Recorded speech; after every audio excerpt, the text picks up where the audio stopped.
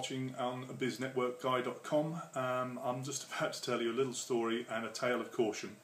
I got my mailbox hacked last week, and I've got to tell you, it's not a pleasant experience. The consequences of it are not very good.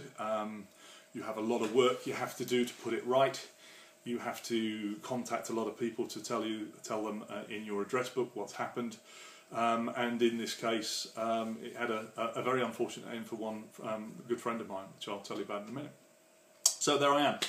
Last Wednesday, I'm up in Manchester. I'm doing some work. I'm going to meet some people. I'm doing some networking, as you do, and I'm trying to market my product GeoStrut, which is a carbon fibre technology, and had some meetings arranged with companies in Manchester to do as much.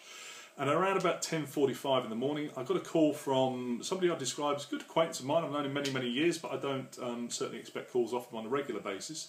And the nature of the call immediately really made me go very, very cold, because Chris rang and said, look, he'd had this strange email. It suggested I was in Manila and that I'd been robbed and I'd lost my passport and I'd lost my money, and I was really in a bit of a sorry position, and could I help out? As soon as I heard it, I knew I had a huge problem. Another connection and acquaintance of mine, a guy called Henry Crallan, who works in the music industry and is constantly travelling abroad with artists like Elton John and various people, very plausibly could be away. And about a year before, I got a mail from him, exactly the same thing, in Manila, been robbed, all this kind of stuff going on. So I immediately knew it was a scam, and it changed my day. In reality, it's changed my week since then, and it's cost me and others, unfortunately, money. The scam is a very, very plausible mail. What they do is they get into your mailbox, they change certain settings, they change your email address, they even changed my phone number and signature, so that my phone number had one digit wrong, which if you rang it, it was never going to answer, and all these kind of very clever tricks that people engage in to do this kind of work. So, I didn't know this at the time, but what I did know was I needed to let as many people know as possible in my address book and in my circles that this was a scam. And I started doing that immediately, sitting in my car.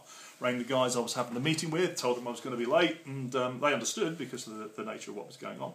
So I wrote to a load of people, and I started getting phone call after phone call of people saying, look, are you all right? Are you in trouble? And I kept telling them, no, I'm dealing with the situation as it was. I contacted BT, my ISP, who proved to be not particularly clever, I have to say. I might come on to that a little later.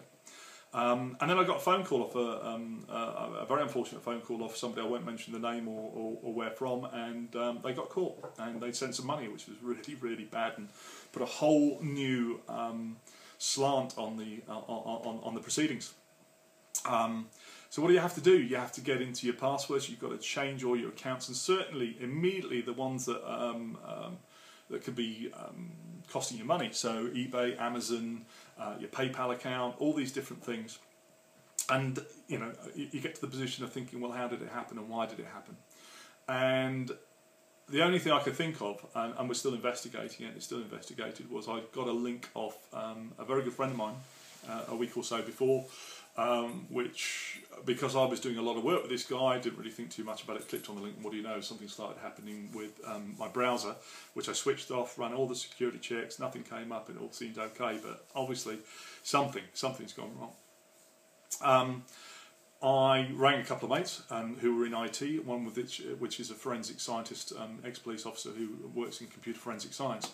And the end result of that was I lost my computer, because I've got to have it flattened and rebuilt, and if there's a Trojan on there, there's no way you can guarantee getting them off without completely resetting your machine. So that's where some physical cost and some time cost, because I lose a machine for a few days.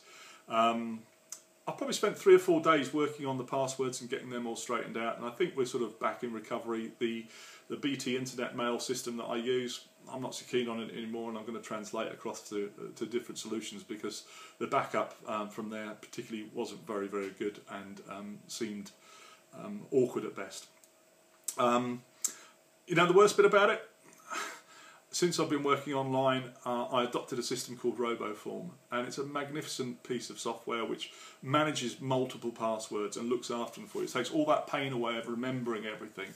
But the mistake I made, I didn't alter every single one. I did all my new work, all my new blogs, all my new accounts and links with different companies went onto the new system. My old ones, I didn't get around to changing them, and I paid the price. And you know, the thing you always hear, and the thing that everybody always tells you, is that you have to have different passwords for everything. You have to change them on a regular basis. Well, let me tell you, I'm the living proof. You need to do that. You do not want to go through what I've gone through in the last week. It's just not a lot of fun whatsoever at all.